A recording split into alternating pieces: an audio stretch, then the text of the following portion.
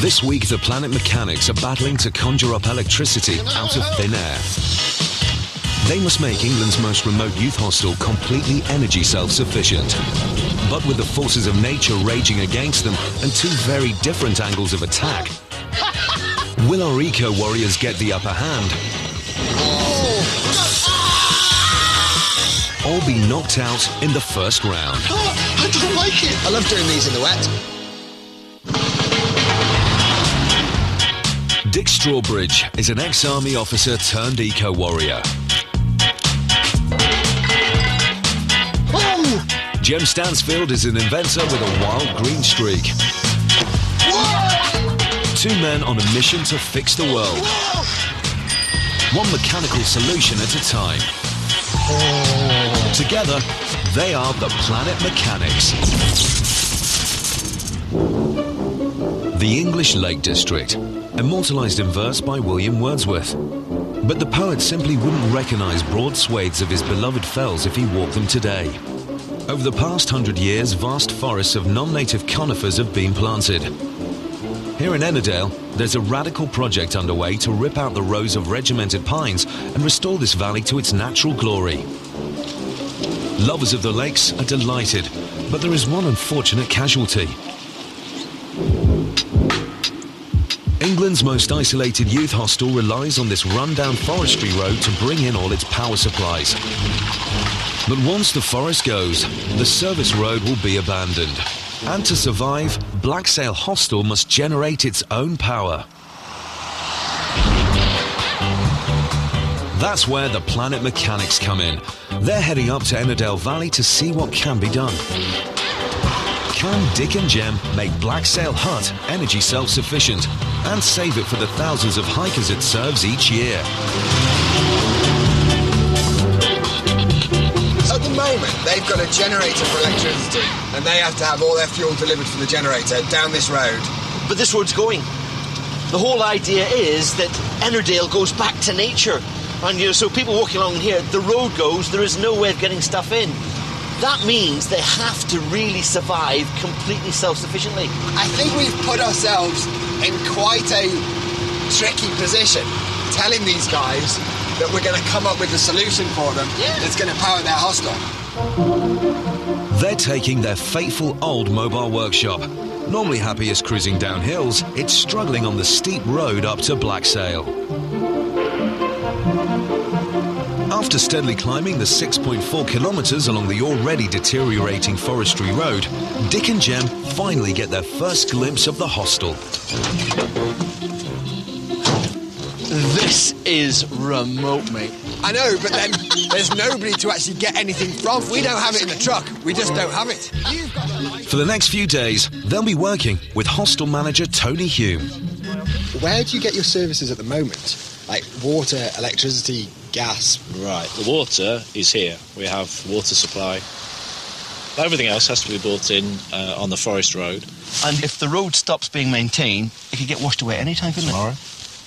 Tomorrow? It is that serious? Well, we get heavy rain, it could wash out the gully. So, what happens to the youth hostel? No power at all, no cooking facility, no heating, and the question has to be asked whether you have a hostel here at all. What happens to your job if this goes? My job would change. See, my empathy for walkers is one thing, but for people's jobs, I am bothered. I like you. I'd like you to keep your job. Excellent. In a nutshell, the road goes, that means you end up with no electricity, no heating. Yep. That's not a great thing to advertise. But before Dick and Jem can even begin to start figuring out how to rescue Blacksail and Tony's job, Lights and sockets. they need to carry out an energy audit to figure out exactly how much power the hostel is currently using. 2 radiators. A tiny room. It's on. It's on! What is it? August. Middle of August? And it's on. It says it on your watch, does it? I have to check. The generator's down this end somewhere. 4,000, that's a 4 kilowatt generator, I guess. Yep. And the solar panels are around here somewhere, aren't they? Yeah, they are. And yeah. But tucked around the back of the hostel, there's a nasty surprise in store. 15 gas bottles! These lot must be directly for heating, water heating, that kind of thing. That's obviously where the most of their energy goes. These gas bottles are Black Sail's dirty and not so little energy secret, and are giving Dick and Jem a bigger headache than they'd bargained for. With just 3 solar panels generating a tiny amount of power, the hostel relies primarily on heavy gas cylinders to supply heating, cooking, fuel and electricity. And when the road goes, the gas goes. OK, isn't that place up there called Windy Gap?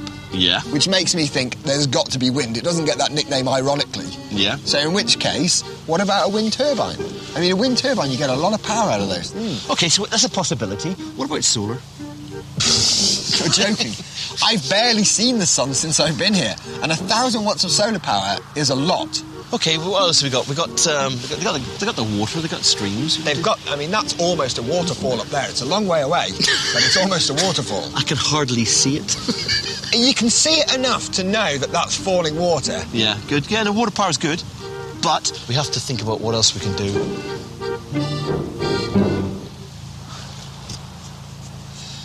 All right, then. It seems like it's wind and water. Having agreed that wind and water are the most promising elements in this inhospitable landscape, it's time for a reconnaissance mission. I'll tell you what, we have to go and have a look around the place. You're going to test how much wind you've got in good places. I'll go and find out where the water is. All right. Oh, whoa, steady. Let me know how you get on. Okay. So the battle lines are drawn. Eco-warriors Jem and Dick must try and figure out how to squeeze maximum power from the elements around them. I wonder how much the contours affect. Jem uses his anemometer. Well, that's pretty much nothing. To measure wind speed in a series of promising locations, while Dick measures the water flow in the River Lisa, which runs down the valley, 400 litres a second. to see if the current could be powerful enough to produce, well, current. You can see why they have tall masts on wind turbines. But there's not enough water and not enough wind down in the valley. It's like onwards and upwards. There's no alternative, so Dick and Jem are forced to scramble even further up the mountain. Ex-Colonel Dick follows the course of a stream, Sailbeck, while Jem heads in the direction of Windy Gap. Feel the extra wind up here.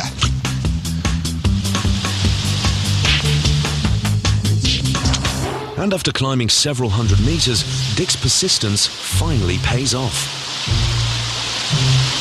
Jem, it's Dick, mate. Get your butt up here. It's brilliant. On my way. Oh! Dick! You struck gold here. Look how much water we've got. And what about the drop? This is zipping with energy. I love it. The only thing is, how are we going to pipe this down to the bottom? How about the wind? Not great, Dick. It swirls everywhere in this valley. I've been up, down, around, and it's like you get a few knots here, no knots there. Probably our best bet is to use a kind of funnel effect in the middle, but chuck the mast way up high. But then that's a horrible compromise, because the higher it goes, the uglier it is. They're not trivial problems, you know. Dick's found a reliable power source, but it's miles from where it's needed. Jem wants to harness the swirling wind, but getting a grip on it could be tricky. Having never built a wind turbine before, Jem needs to figure it out on a smaller scale first. Grab that. Obviously, you don't normally need one of those for a wind turbine. Connect those up. That's not a wind turbine, you know that? So, electricity in, wind coming out, OK? You know that's wrong, don't you? Yeah, but here's the bit I do like. Take this bulb. A normal fan's blade spin because it's powered by an electrical current. But Jem's idea is the reverse. He's going to harness a fan's spinning action to produce the current, which is exactly like the manufactured turbine already on the roof. When I put wind in, it's going to turn the motor, then the motor will generate electricity, and you will be almost blinded. You ready? Yep.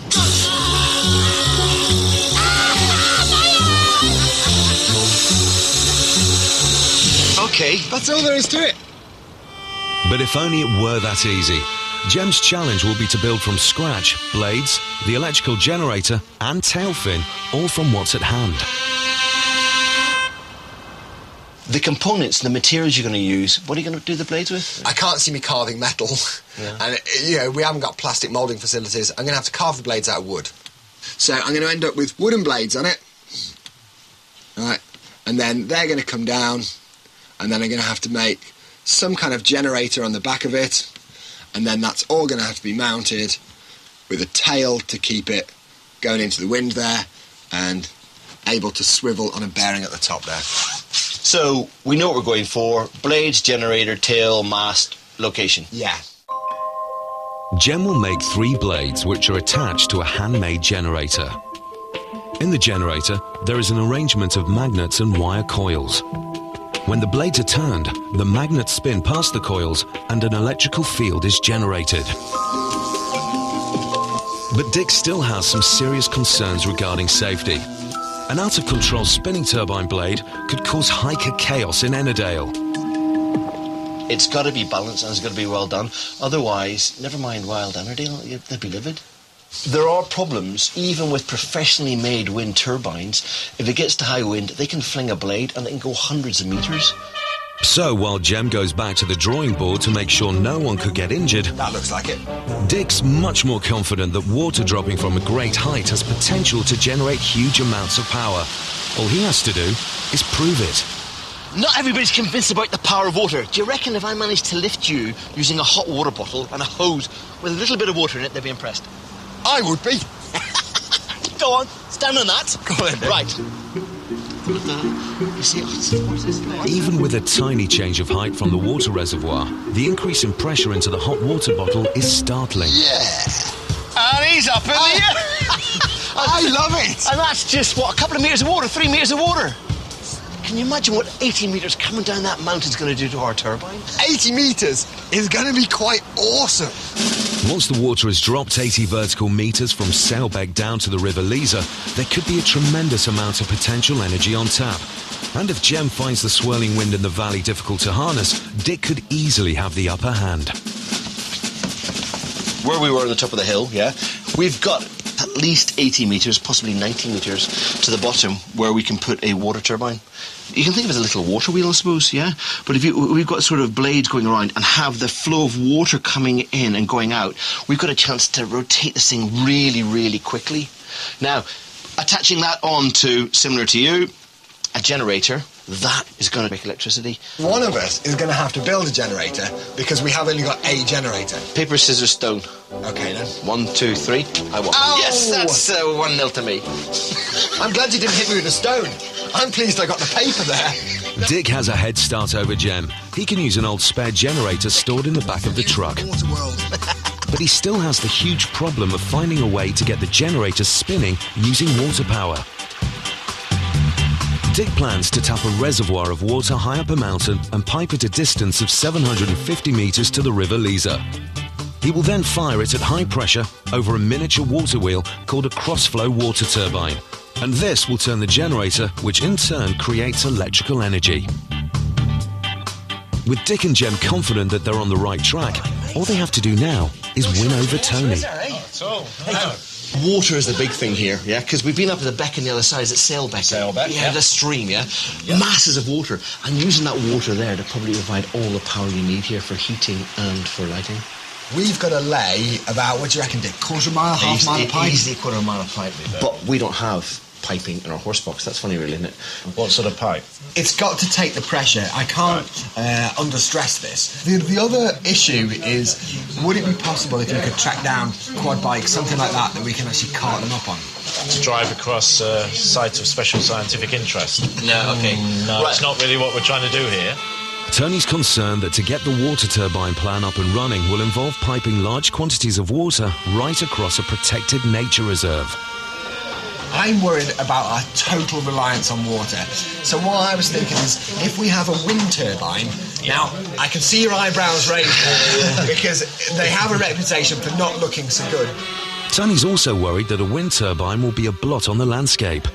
We'll build it, you can make a judgment on it once it's there and you look at it. It is going to be quite big. Let's not sort of underestimate this. It's going to be a decent-sized turbine. But today, people are starting getting around to the fact that when you have a wind turbine, it means you're trying to be green, you're trying to do something. Yeah, I it's appreciate probably that, going to be more and more acceptable over time. Dick and Jem have drawn up 2 very different battle plans, both with serious strategic drawbacks. So, wasting no time, Tony heads off to see what favours he can call in.